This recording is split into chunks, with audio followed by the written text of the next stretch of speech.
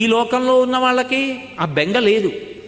అమ్మా అనొక్కసారి పిలిచి నమస్కారం చేస్తే చాలు, వెంటనే నేనున్నాను రా బిడ్డా అని అమ్మవారు కాపాడుతుంది. మీకు నేను ఒక మాట చెప్తే మీరు ఆశ్చర్యపోతారు. ఈ శ్లోకం ఎంత శక్తివంతమో తెలుసా?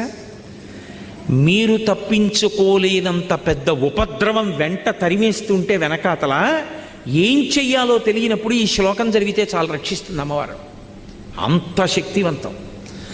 చండీపరదేవత అనుగ్రహం అంటే అలా ఉంటుంది. అందుకే చండీ చరణవు అని చండీపరదేవతని స్తోత్రం చేశారు శంకరాచార్యులు వారి ఈ శ్లోకంలో. అటువంటి అమ్మవారి పాదాలు పట్టుకుంటే సంస్కారవంతం చేస్తుంది మనస్సు. ఇక్కడ మీరు నన్ను ఒక ప్రశ్న అడగచ్చు, ఏమండి ఒకవేళ అసలు కోర్కెల మీద వ్యామోహం పోక, అసలు వ్యామోహం అనేటటువంటిది పోతే కదండి ధర్మబద్ధం చేసుకుందామన్న కోరిక. ఆయన అలా చెప్పారు.